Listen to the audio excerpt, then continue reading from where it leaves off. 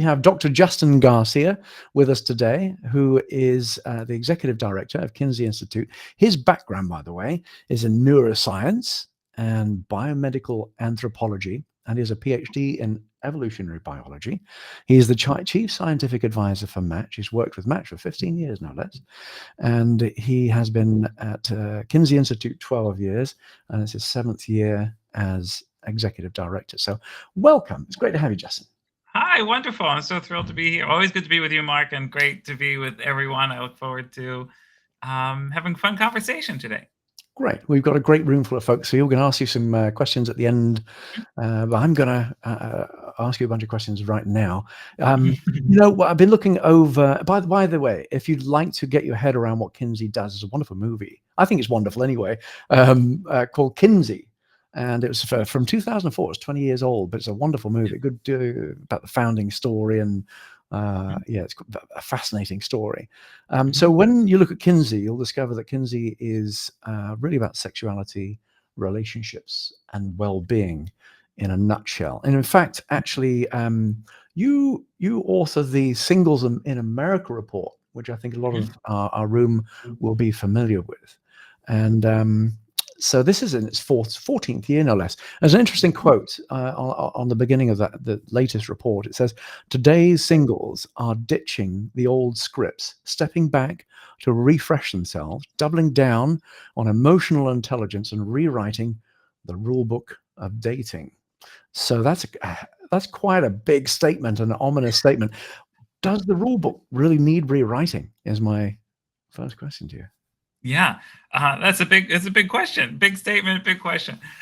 So I think when we all know, especially folks in this group, we all know that something is going on with dating culture, behavior, the apps, the websites. So the questions for me, not necessarily on the side of the innovating the technology or the platforms, but more on just what's happening in people's behavior in their lives, is there is something happening in terms of how people perceive what dating is, what their expectations are, what they're doing, what they're looking for. Now, some of those, we were starting to see some patterns right before the pandemic. So we were starting to witness, for instance, the changes in sexual behaviors, changes in expectations on dating. And then COVID happened, and that radically changed, for at least for a brief period, what was happening on people's intimate lives. The classic example I think of so often with that is the video dating. I mean, some of us will remember, and we had this in the numbers, you open the video dating. If I'm remembering correctly, it was 6 or 9% that said yes. And then all of a sudden the pandemic happened and it was over 70%, I think 69% in the 1 year. Initially in the first 6 months, who wanted to do video dating. And that sort of has stuck. We've saw that was just a change, that now people have introduced a step in the courtship process, that they're open to video dating. I think that actually makes sense. You get more sensory information when you do it than just texting. And it's a sort of low commitment stage before an in-person date. Okay, I haven't really answered your question yet, Mark, I know.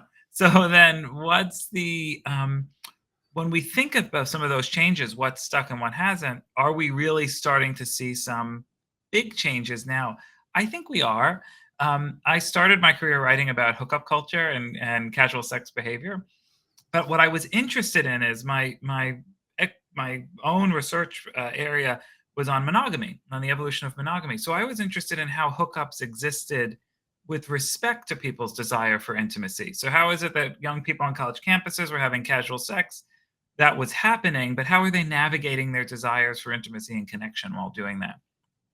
And same when I've worked on infidelity or consensual non-monogamy or singlehood, it always comes back to this question of how do you navigate your desires for intimacy in those different relationship structures. And I think what we're seeing today in the data is people have more relationship structures than before, whether it's open relationships, polyamory, extended periods of sort of kind of what we might call dating, but what many young people themselves don't call dating. They would say they're hanging out, or sort of there's more gradients to the stages. And so that's happening when we ask people, both in the Singles in America data and in other data sets. But there seems to be something where where 10 years ago we had all this data on hookups. Now we're seeing that people are saying like, yeah, I might engage in it once, but that's not something I really want to do. But we're having these longer periods of singlehood. So there's this sort of moment of, well, what's really going on here in this in people's lives. We're seeing, particularly for the young, longer periods of being single, saying that they're not as interested in casual relationships, wanting more of these serious relationships, but then not getting into those serious relationships. So I think that's when we say that there's this sort of great reset. I think that and I think we're in the middle of it. So that's as a scientist, sometimes I want to say, here's the punchline, here's what's happened, here's what just happened to our behavior. I think we really are in the middle of a pretty big shift in how people are coming to terms with what they want in their intimate lives and what tools we're using, technological tools, social tools, AI. In some ways, I don't think it's necessarily a good or a bad thing. It's just for all of us to recognize that there's a lot changing awfully rapidly about dating. And for me, that's sort of remarkable. Monogamy evolved 4 million years ago. So this idea that just suddenly in this small period, we're seeing rapid shifts happening. So I don't think that the goal, the notion that the rule book changed, I don't think the goal changed. I don't think the game necessarily, the desire to be in the game has changed, but the rules, the what people see as the expectations or what they're supposed to do in order to achieve those relationships. I do think that's we're in the midst of seeing that change pretty rapidly in the United States and North America, but also globally. A great reset. Okay, we've got to plan our products around this great reset. I mean, this is kind of what I was really hoping for from this interview. Actually, like open up some of this nuance that we have to actually consider when we're designing products and how we're enabling people to connect. So, look, I look at the way we help people connect, and largely, I mean, when I think back through the years, I think of how we approach sexuality on our platforms. And I guess one key question for you is, in general, are people becoming more conservative? Or in general, are they becoming more nuanced and less conservative? Are they getting into? Are they taking a little longer to get into relationships because they're exploring more and understanding there are nuances that they can get into and discovering themselves more? Is that what's really going on? What's really going on here? Are we conservative? Or are we nuanced and taking a little longer? This impacts us all because how people define the relationship they want affects how we design these products. Yeah, absolutely. I think a little bit of both, and I'll talk about both. Let me first talk about the sort of sexuality piece, and then the sort of, I think, what's a bigger piece. And so sometimes people in the field joke of young people today, Gen Z, that they're the new Victorians, this idea that they're much more conservative about sexuality, including in North America. Part of that is the so-called sex recession. Some of us have heard that term. It was their big cover story of The Atlantic several years ago now, an article by Kate Julian. When that story happened, I remember talking to Kate and saying, this is a little bit of inside baseball. Like, the field doesn't really know. If you go to a sexuality conference and say, why is there these decreases in sexual behavior in everyone's data set, Singles in America, Ad Health, these big longitudinal studies, why are we all seeing this? And it's like, well, it could be social forces. It could be changing attitudes about marriage and relationships. Some people have argued that it's hormones related, that it's estrogen disruptors in the environment or reducing interest in sexual activity. Others have argued that it has to do with the rising rates of pharmacological drugs people are on. So, for instance, antidepressant drugs have impacts both on sexual sex drive, which we know, but also on blunted romantic feelings. So people who are on antidepressants might also have challenges with forming relationship bonds because you're sort of... GLP-1s? Say that again? How about the GLP-1s as well? It's better documented in SSRIs and SNRIs, the serotonin reuptake inhibitors. We know less about some of the other drugs and sort of what they're also doing for overall body function and your sense of body and how that impacts your connection. So we're starting to ask those questions. Partly because if you're on antidepressants, the idea is it helps you stay, and for a lot of people, keeps them alive, right? It helps them stay level. But part of what we know of falling in love, of romantic attraction, is that up and down. It's the butterflies in your stomach. It's the surging dopamine, the dropping serotonin. That now, if you're on medication so that you don't experience that, because in another context, it's anxiety. But in the context of courtship, it's the physiology of sort of attraction and falling in love, that can impact your, not just your sex drive, but also your sort of romantic drive. So so researchers were all over the map of saying, well, what's going on with these so-called declines in sexual behavior? Is it pharmacological drugs? Is it hormones? Is it society? Is it religion?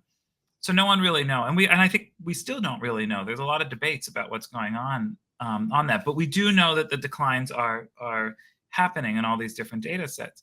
Now, a couple of nuances there, though. Just because someone has less frequency of sex in a year doesn't mean they're less satisfied. So for me, I'm a quantity guy. I want to know, I mean, a quality guy, not a quantity. So I often am interested in, well, okay, maybe people are having less sexual events in a year, but how satisfied are they? How does that impact their relationship satisfaction, their sexual satisfaction? And that's a different question. Those numbers don't seem to have dropped that much, but the behavioral frequency has. Now, how does that impact dating, particularly for singles? How does that impact their motivation for relationships, starting relationships? Well, what we found when we looked at that data a little bit more carefully is singles' sexual behaviors hadn't really declined in the same way. It was really people in relationships were having less regular sex. For singles, the number was always sort of low anyway, for other than a small subset who are really having lots of sexual activity when single. Most are not. Mhm. But what's going on in that data is there's more zeros, there's more virgins, as it were. So the rates of sexual activity seem lower, but it's because less people are entering the market. So there's more people who are just sort of opting out. Mhm. Either they haven't started or they're sort of engaged in this voluntary celibacy movement, which we could talk about. Um, so there's that. That's a big, I think, um, a big piece of some of these sort of trends in terms of how people are connecting and what it is that they um, are looking for, at least on the sexual side. And so then we can think a little bit more, I think, globally about what that means about um, what people want in their relationship. So you brought up this idea. I love that you brought up this idea, Mark, that maybe it's not really as conservative or as some might think. And I think particularly for this group, as we think about the industry, what's going on. So the late Helen Fisher, some of you will know, Mhm. my dear friend and the anthropologist and colleague and collaborator, Helen. She had a concept. We wrote one academic article about what we termed slow love, and that idea was that, well, we are seeing a pattern of people taking longer. So age at first birth is later than ever before. Age at first marriage, age at first, all these sort of milestones that we think of both in the biological literature and among psychologists and sociologists, that people are pushing them back. And a lot of folks are concerned about that. That's this idea: is there a dating recession? Or people not looking to connect? And what we argued is that the data suggests that many young people are just taking longer. So they're Mhm. taking longer periods of time. And I think this has a lot of implications for what the industry does to sort of help people, and particularly young people, in this process. They want to get to know someone. I actually, to your point, I actually think it's much more a pattern of caution that we're seeing among young people. Mhm. That now our parents' generation, our grandparents' generation, there was often a very short period of dating. Your family members were heavily involved in deciding whether you'd have a relationship with that person. And then marriage was really the start of this great journey. You got married very early on in a relationship, and then you embarked on this journey of family formation and living together.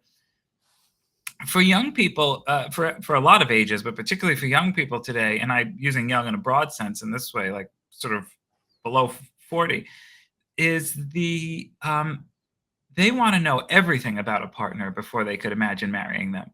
So there are prolonged periods of getting to know you. So that's the sort of long texting back and forth. That's knowing who your network is. That's really dating you.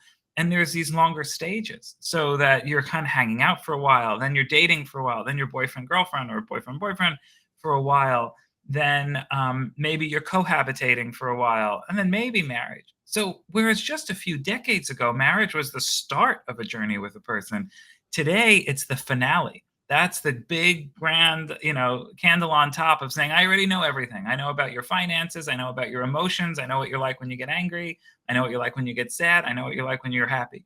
And that for me says that we're dealing with a generation of singles and daters who want a lot more data, a lot more information, a lot Mhm. more understanding of who it is that they're going to potentially partner with, actually partner with, and then establish a relationship with. So it's a much, much longer period, which also means for our metrics, our goal, if our goal is we want to help people get married or we want to help people establish a formal relationship, well, okay, but maybe you need a 3-year period that you're tracking that. If that's really, what is your measure of success on an app or a website or in Mhm. dating?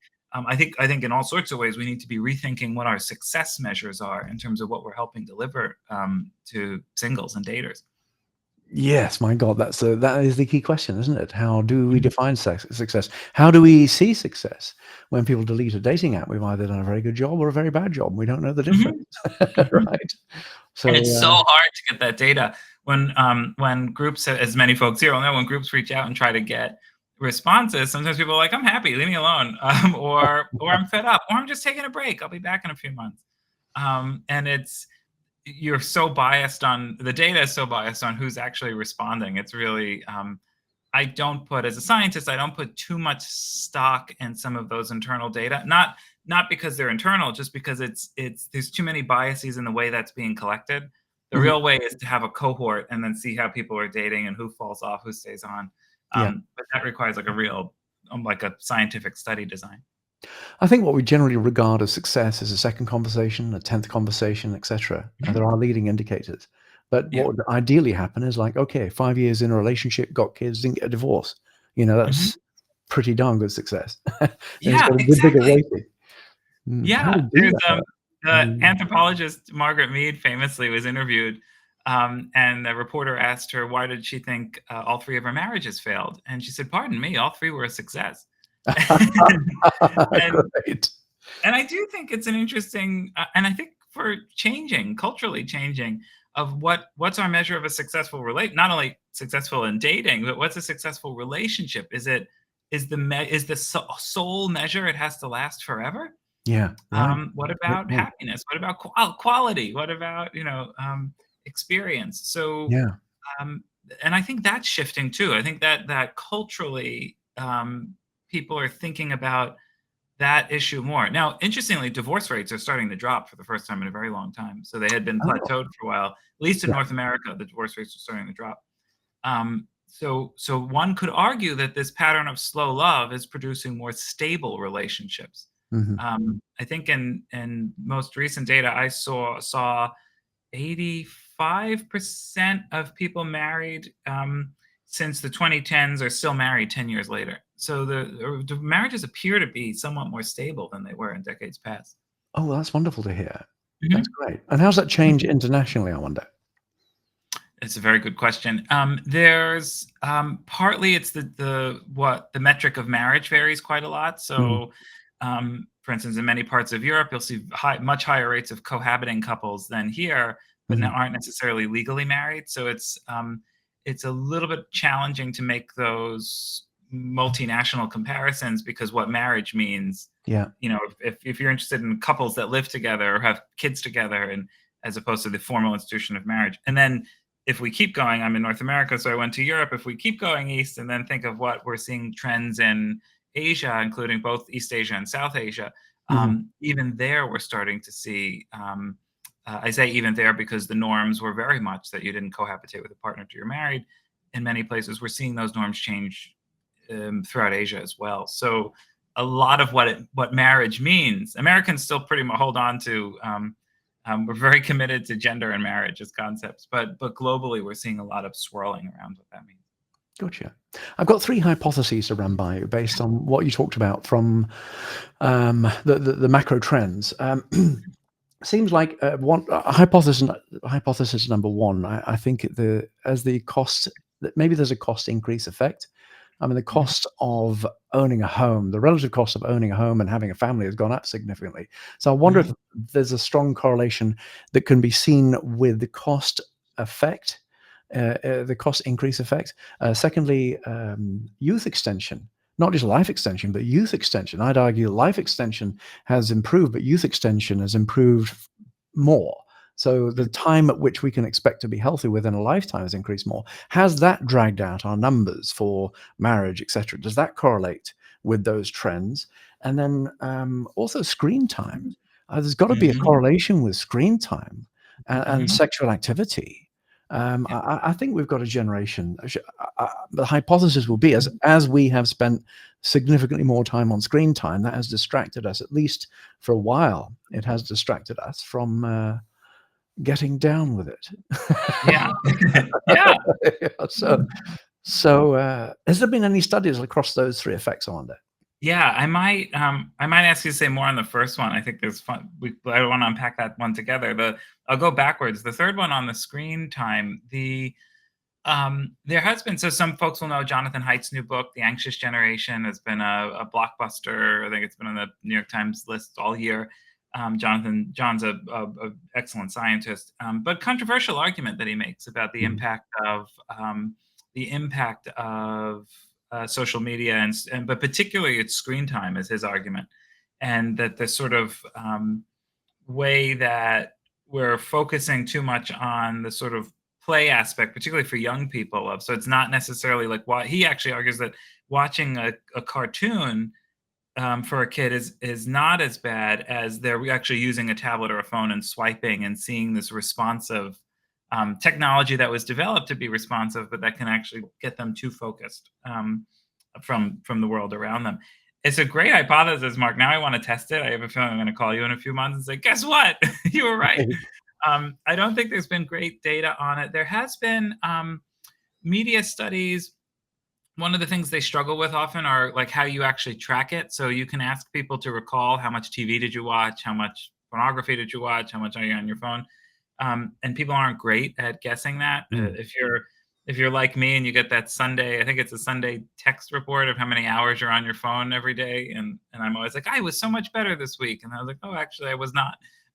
So there's something there, but there are a lot of factors like that. I mean, sleep is a great example. We don't take into account sleep, Mhm. and I think more and more people are thinking about it as you can track it, whether with rings Yeah. and watches and beds. I know this. I'm interested in this new bed now that you can get that tracks all your Right, sleep. biometric. There's so many studies we could do with that, and so sleep, for instance, I mean, very few people talk about sleep. What's the impact of sleep on Right. your dating life, Mhm. or if you want to go on a date, how effective you were at that date, of your sex life? So there's a lot of things like that, I think, that aren't measured that well, even though we know there's something going on. The screen time one is great. And what's interesting about that is if we're in industries that are using screen time a lot for helping people connect, so if the idea is that you can use websites and apps, or you're connecting through your device for the most part to connect, but then that's posing an attentional challenge for when you're actually on dates. A few years ago in our single study, Helen and I collected, we asked people about phones, and a lot of people were saying, um, "It'd be great if you put your phone away during the date, or at least put it face down during Yeah. the date." So this idea that you can focus in, you can hone in, and I think that's so great because it's based on what we know about dating. One of the challenges young people have, or not young people, everyone has today with dating, is this idea of an unlimited resource. So how do you really focus your attention on the person in front of you? How can we coach people, train people, even in the apps, help them sort of reduce, here's five you're going to look at today, and look at these, really read the profile. Mhm. Here's someone that you're going to get lunch with, and really focus on that person. Part of the courtship process requires at some point putting both feet in the water. And if you have a difficulty focusing your attention, by definition, you have one foot out. Mhm. And that could be because you're focused on other options out in the world, or just you want to see what's on TikTok. Who knows what it is, right? Not to call out TikTok, but it could be that there's something else. So I think the screen time is part of a larger macro issue that you're bringing up about attention, and how do Yeah. we help people hone their attention. Um, the demographic shifts that you mentioned is the second one.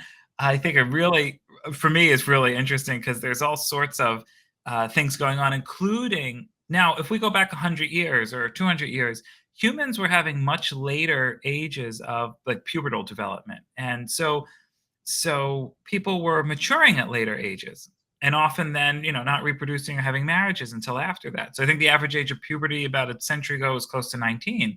Today we're seeing it's close to 12 in a lot of girls in the westernized world. So what that means is that I say girls because it's easier to track because you look at menarche and for studies on puberty. So what that means is that we have a historically unprecedented window from when people are maturing sort of sexually and physiologically, and when they're actually, so we're pushing back puberty to earlier ages, not pushing back, but it is pushing back in the data, and pushing forward age at first serious relationships, age at first sex, age at first sex is consistent, but age at first marriage and first birth. So we went from a relatively small gap to now this huge gap that people are sort of in this late adolescence, early adulthood period, of sort of thinking about what they want romantically and sexually. And it's just evolutionarily, it's uncharted territory that we Mhm. have this huge gap.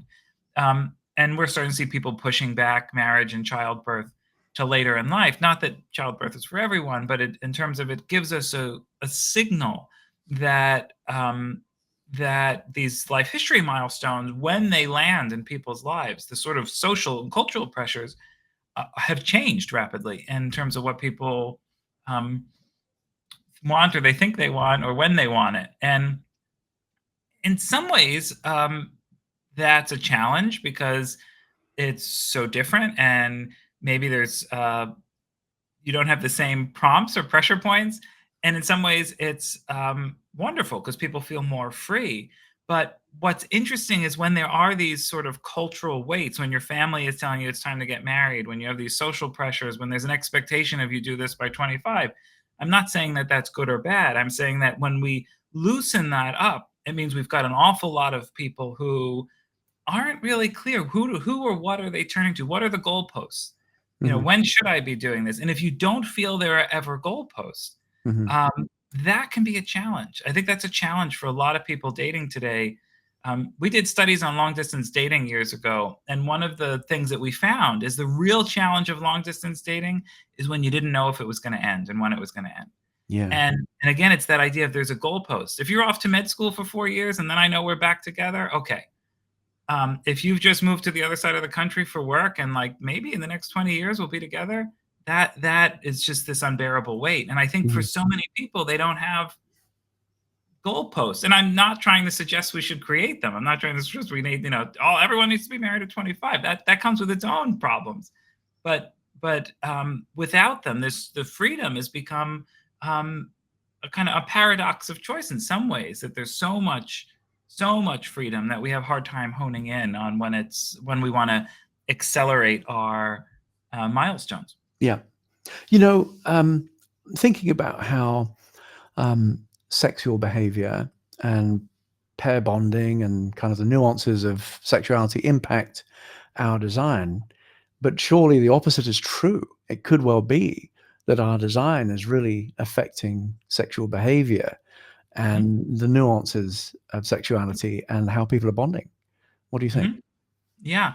Um, the You mean like the technological design? Yeah, it's the antithesis. We're affecting society as well. I mean, if Yeah. you think about it, we're in charge of we're partly responsible for the future genetic, the way we Yeah. bond, pair people up. It's a lot of Yeah. responsibility, isn't it? Yeah. Um, I think it is. I think part of it is. I mean, I often think of it as it's a like a. I'm thinking of a chart in an academic study, right? It's like a circle with arrows going both ways, and it's there's a little bit of both. So there is not a species on this planet that gets more information about courtship from family members and close kin than humans. There's no species on this planet that relies on our kin networks and our. Now, what our kin is it our family? Is it our parents? Is it our aunties and uncles? Is it our best friends? But so we know that we are subject to social pressure and about what expectations are. It's why we also see the patterns we do. And I think I'm looking at the group that's here across different countries, right? Why we know that those pressure points are somewhat different. I think I'm really interested, for instance, what's going on in India with the sort of rise, the sort of shifts in what dating industry looks like broadly in terms of those, particularly as more people are moving from matchmakers to self-directed apps and websites and platforms. And that we know that there are cultural. Now, love and sex always responds to cultural context. So, as an evolutionary biologist, there are certain things that are consistent, that are universal to all people, and that's the drive for love, the drive for sex. But we should always be responding to an environment. That's the magic of our species. That's why we've been around so long, is that we adapt to different ecologies, and that includes culture, that includes an environment. So you have the motivation, and then it plays out in these different places.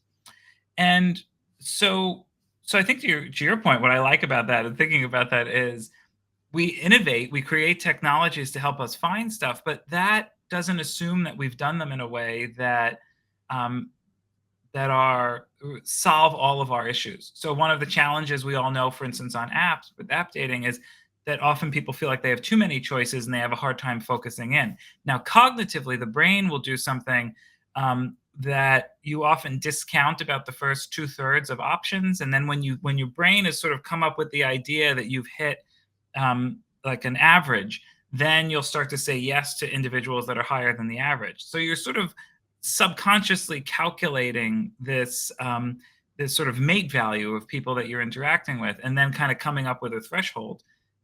And but it's based on your sense, your kind of cognitive evaluation of where are the resources, how many more people are there. Now, we know that the brain does that because it's the same mechanisms involved in foraging that mammals of all type do when they go into a food patch. You kind of see what's the food situation here, how many carrots, how many green things, and how many do I have, and how picky can I be.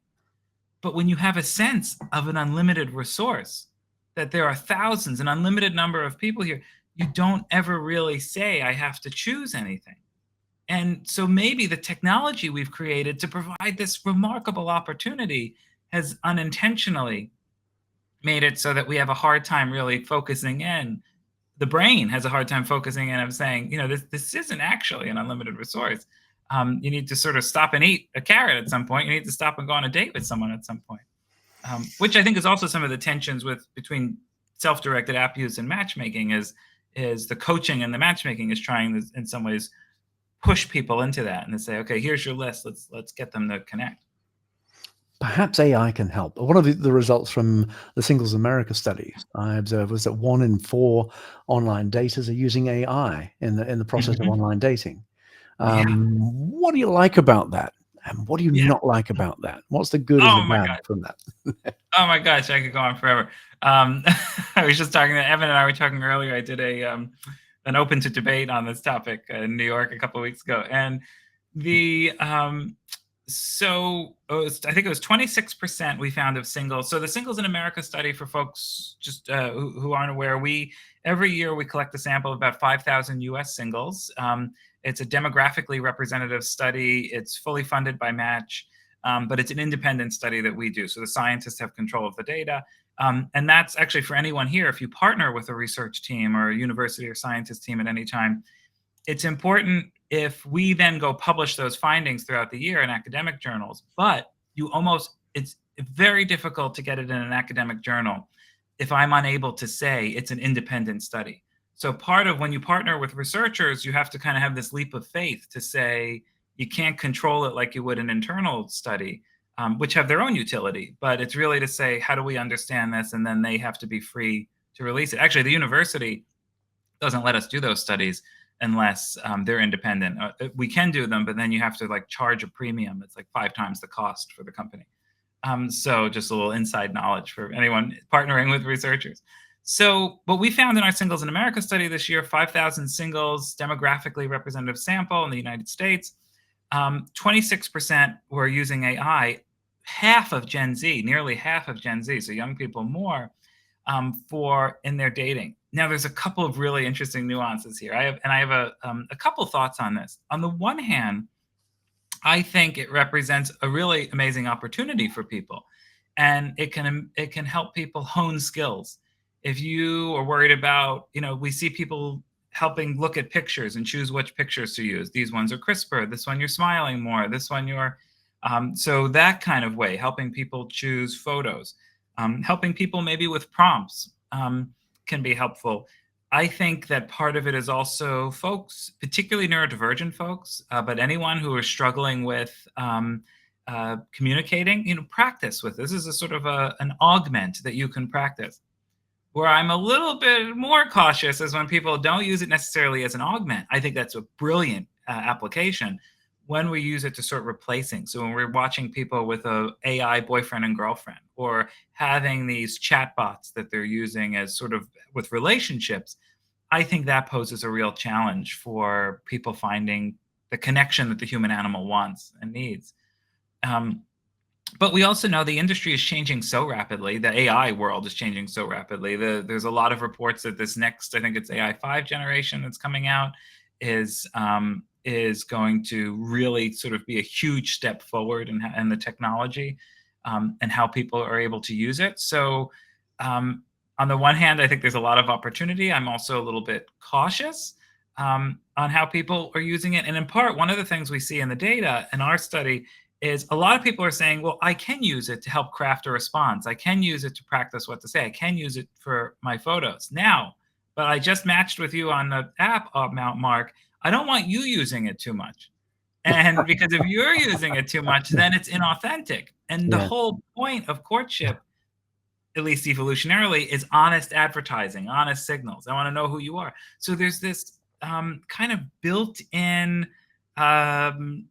double standard that people are saying, okay, I can use it to be better. I can use it to put my best foot forward, but I want some way to know that when I talk to you, you're authentic, you're legitimate. That it's not just, I'm not just getting AI prompts in reply or an AI generated photos. So I think I think there's an opportunity on how we help people do that. How can it be used to help level up dating, but not create this fog of inaccuracy that people are really worried about Yeah. in courtship. Yeah. Yeah. It's a fascinating topic.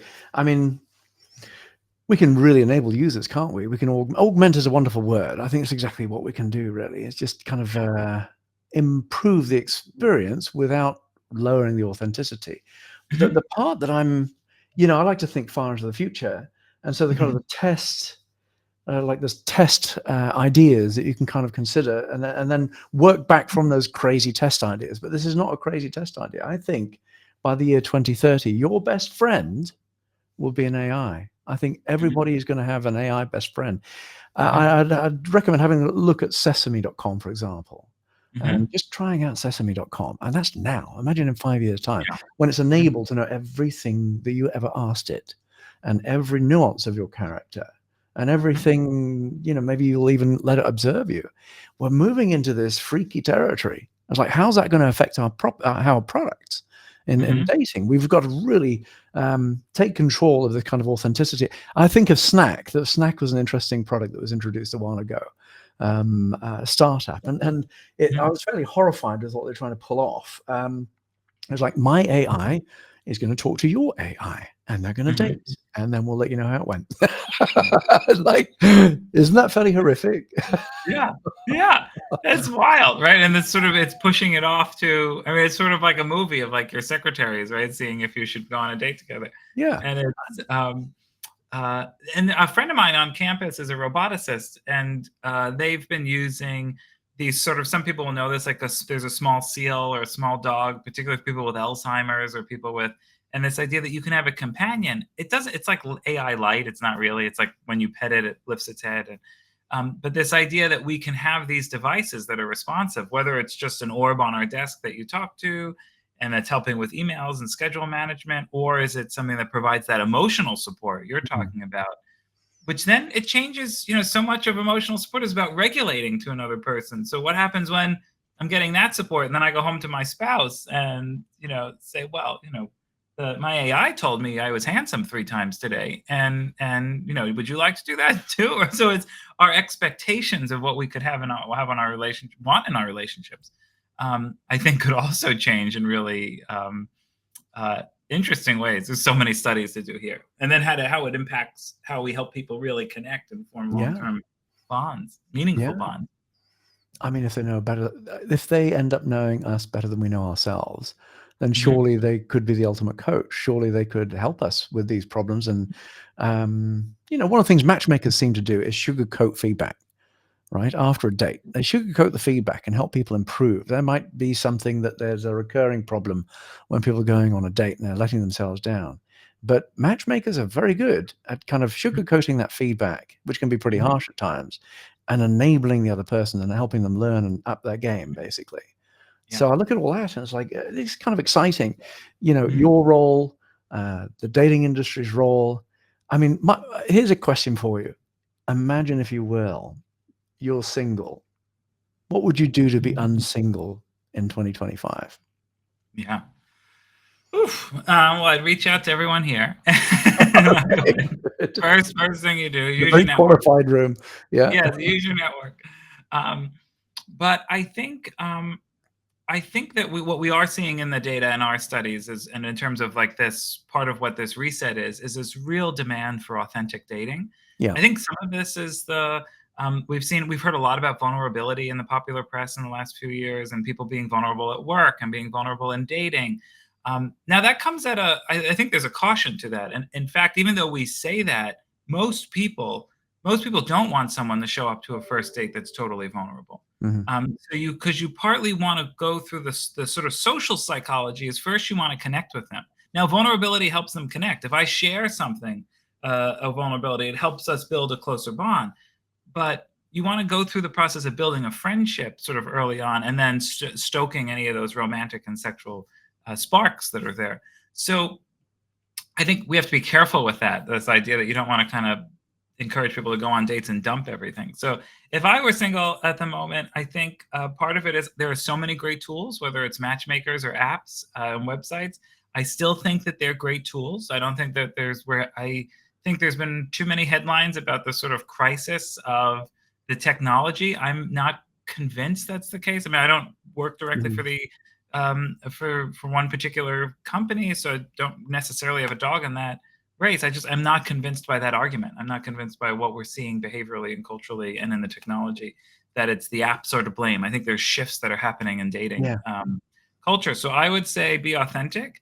I think more and more helping people thinking about high quality photos that show who you are, also friends. Also, I have to say, because we were the ones that did the study, you know, a photo with a dog in it does really help. And so we know that. We Puppy, know even that. more.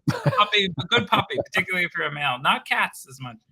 Or exotic animals. I was really sad to see in that data the exotic animals. You know, I'm a scientist. I was like, who would not want to go on a date with the person with a toucan? But in fact, most Americans would not. And so I think photos, and I think more and more what people are starting to do, and more of the companies are pushing people to do, is really fill out profiles, like really try to think of how you engage. Um, and I think that the tips that I would try to practice and encourage people to practice is you have to have we have to remember that courtship is a two-way process, and I think too often for daters, particularly those using platforms, they forget that it's this two-way process. So you're out there looking for someone, and you forget someone is looking for you. So as I want to coach myself that if I'm on an app and I'm looking, find something to hook in on. Oh, is that you hiking in Machu Picchu? I've always wanted to be there. I almost went 3 years ago, but I went here instead. Find something to hook, to connect with that person. That means you have to give other people opportunities to hook to you. So you have to put things in your profile, in your pictures, in your descriptions that let other people find that hook. Oh, is that you? And, you know, scuba diving, I wanted to do that. I couldn't pass the test or whatever. Something that allows people to connect to you. And what we see a lot is people doing one or the other, and forgetting that both you have to hook to others, you have to give them opportunities to hook to you. So I think being really conscious about that, and coaching the self or others about that is important. Gotcha. I just want to remind our audience, if you want to put your questions in the Mhm. Q&A section and Yeah. vote up the questions that you'd most like to see, and in a couple of minutes, I'll start pulling some questions from your questions. Yeah. I wanted to ask you about value, how we're communicating value, because I think some of it is some of the value we deliver, a considerable portion of the value we deliver, is understanding people's sexual nuances and preferences and lifestyle. And I mean, you've got matchmakers charging $100,000, and online dating is down at 20, $50, $100 a month. Mhm. I was like, that's a huge disparity for what appears to be a similar job. So surely we're leaving money on the table, leaving value on the table, and yet there are people who like, ooh, $20 a month. Why would I pay for online dating? It's like that always just confuses the heck out of me. There's a New York Times article with, I remember, where they interviewed one person. Like, I'd never want to date anybody who was paying for dating. It's like, oh my goodness, how much do we do to reel people in? All the work that we all do. But I wanted to ask you from your world, from your perspective, from your understanding of all the nuances that we help people navigate, how do you see how we are expressing value? And how could we improve our job at expressing the work that we do and the need that is there? Yeah, I love that, and one of the things I see and hear from folks, like when I'm on giving talks or about our studies, and when people will ask us questions or ask where they should go to connect, part of what so at the high end, part of what you're paying for is cutting through the noise, is making the experience, having a guide in the experience. So now, if someone's paying $100,000, that's sort of kind of obvious, right? You're paying for a boutique experience, a guide, someone helping you find partners. It's not as obvious to someone if they're paying $5,000 or $100. And I think that's where there's an opportunity to help people say, what does this do? What is the service, right? Is it just that I'm going to go on and I'm going to find a few thousand people and be confused, or what do we do? I mean, even when you think about all the different platforms that all have different techniques about how to help people with this stuff, with cognitive overload, with burnout, with connecting, and maybe you get recommendations, or maybe you use a personality profile, or maybe you have a test, or maybe you have, everyone's got their own thing. And I hate to say, none of them are remarkably strong scientifically, predictively. And folks here might disagree with me, but I've not seen data that necessarily contradicts that statement. And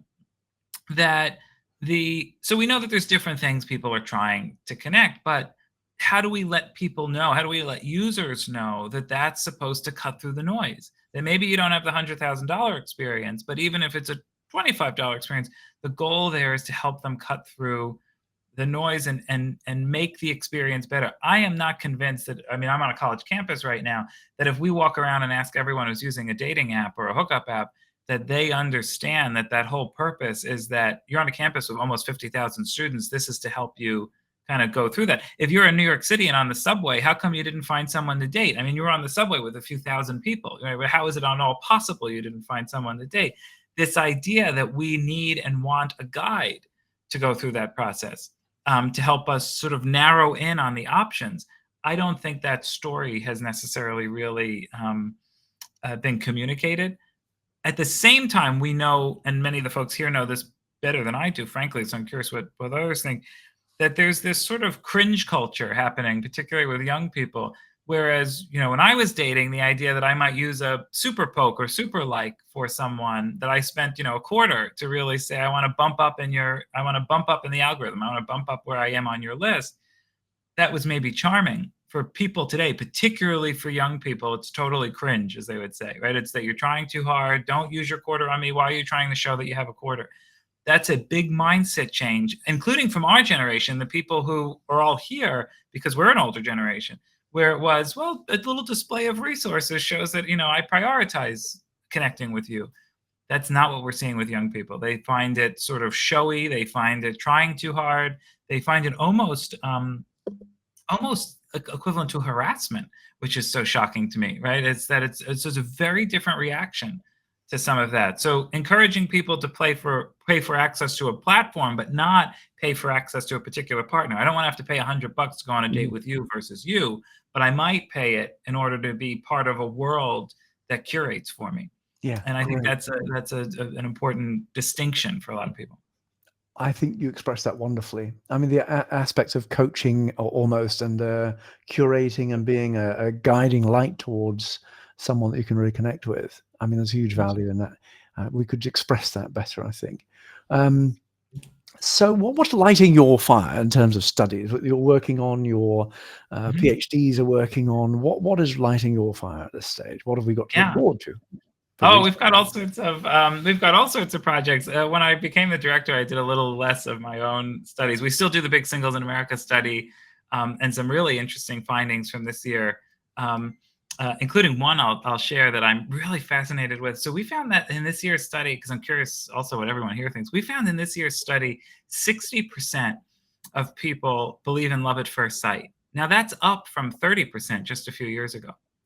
And that to me also, right? It's just one data point, and who knows? And I'm always cautious about making too much about one data point. But gosh, I love this one. Yeah. And what does that tell us though about this?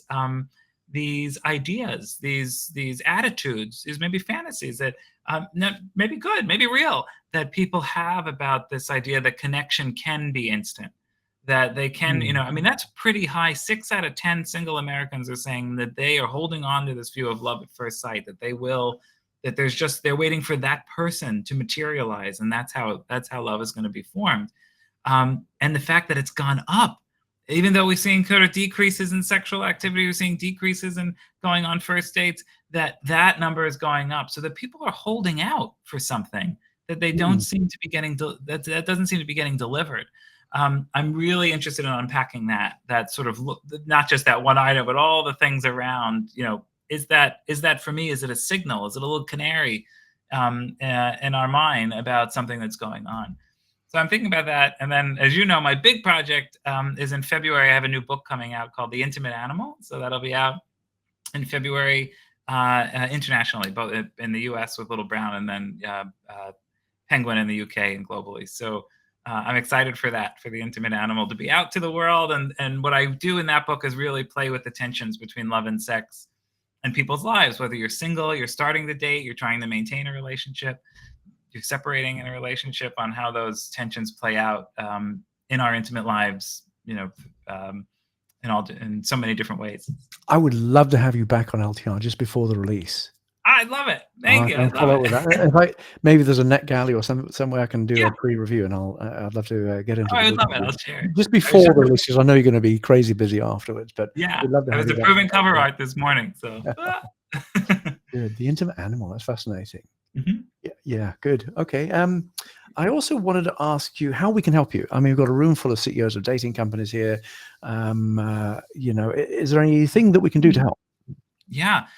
There's a lot we could get use help with, particularly on the science side. So we've done partnerships with a lot of different brands at the Kinsey Institute. I've worked with Match for a long time, but our team has worked with different groups. And I think there's such an opportunity for research. One challenge we sometimes see is sometimes folks will get a little bit far down, and then they'll think of a scientist more as just a spokesperson, or just, can you Mm, come in and help mm, us? And the challenge there is, and I've seen it unfortunately too often, is I wish they had brought us in a few months before, because the amount of times we've had someone reach out and say, "Here, we have this data, help us, interpret the story," which can be fun.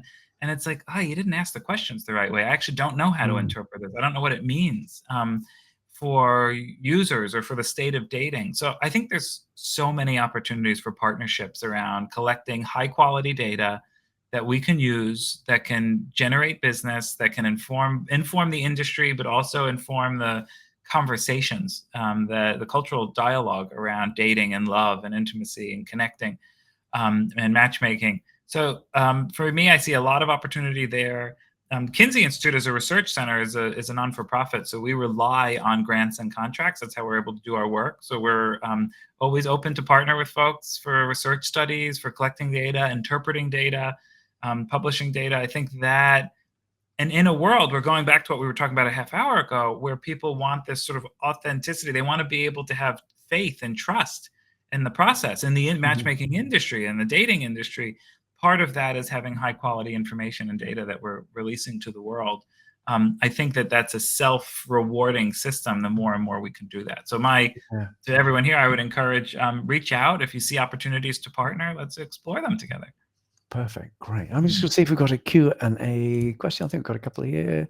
Great. Hunt. Thank you, Hunt. Hey, What hon. would be the difference, Hunt asked, between having an AI pump you up versus having a life coach? Yeah. Hmm. Yeah, good question. And I think part of that is for me, is part of that is what do we know about what do we know about the technology right now, and how is that going to change in the next 2 years? So we can answer it in this very moment in time.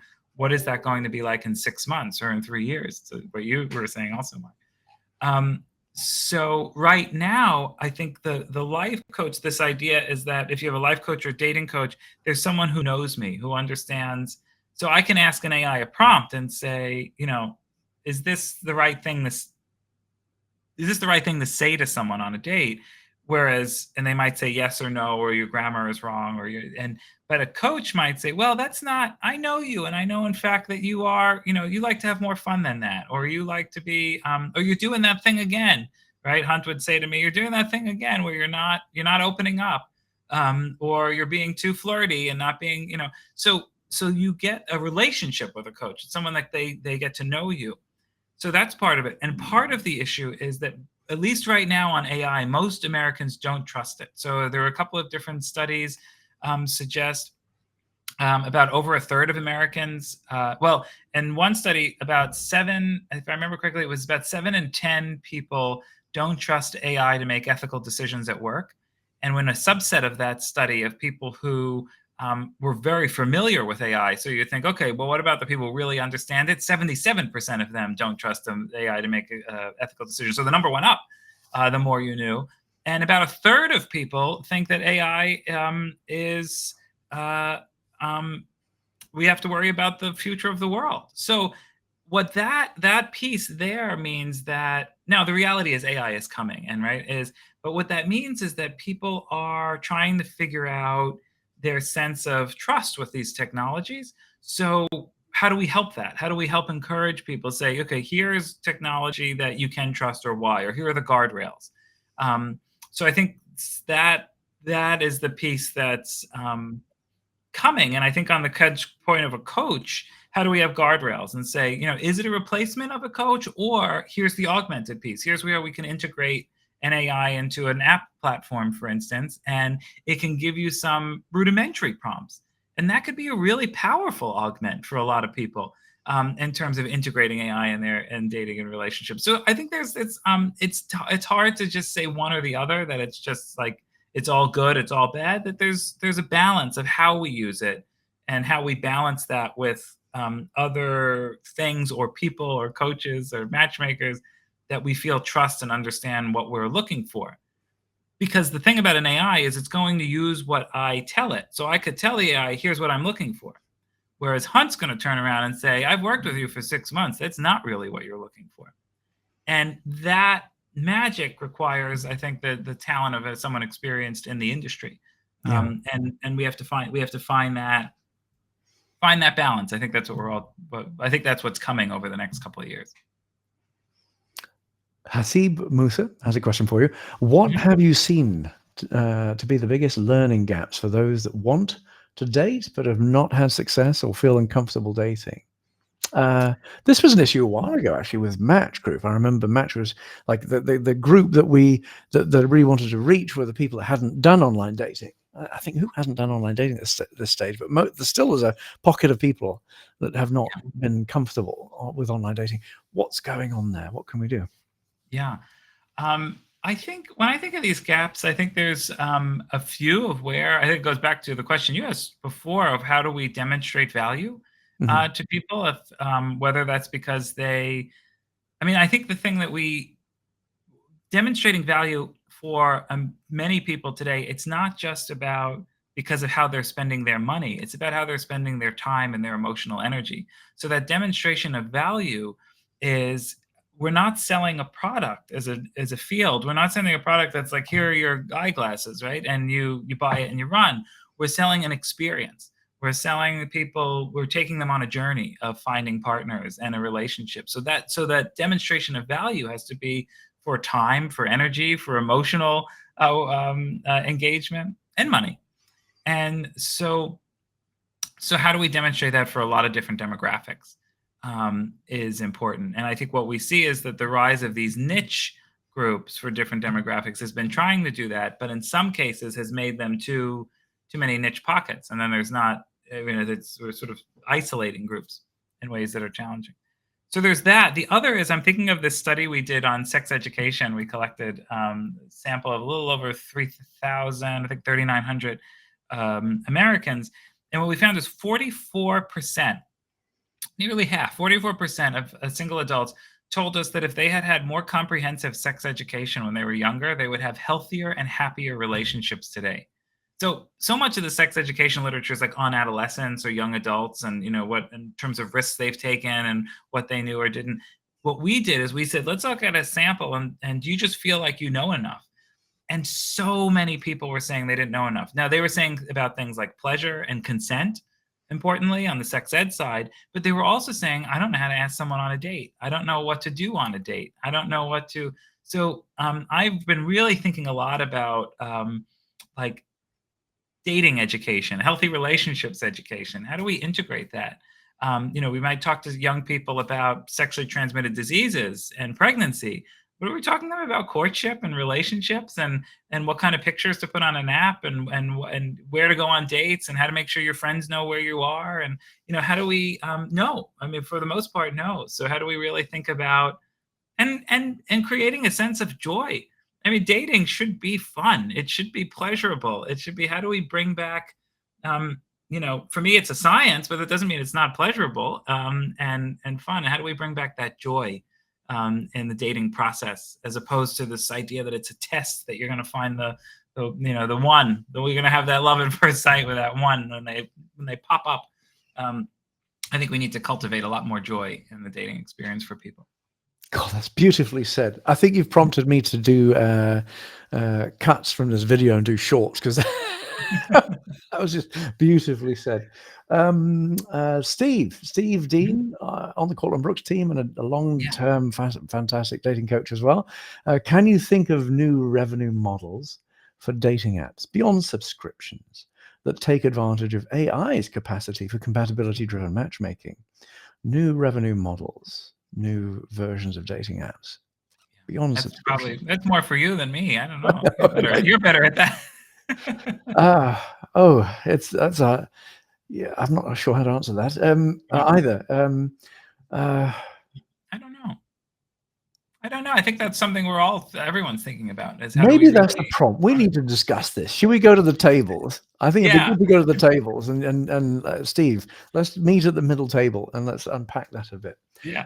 Dr. Justin Garcia, it's fantastic having you here. I'd love to have you back when you've got your book out. Thanks, Mark. And thank you for all that you are and all that you do with the Kinsey Institute. And looking forward to following your work further. You'll always have a very engaged, fascinated audience here. So thank you. This is one of my highlight interviews. I really appreciate your time.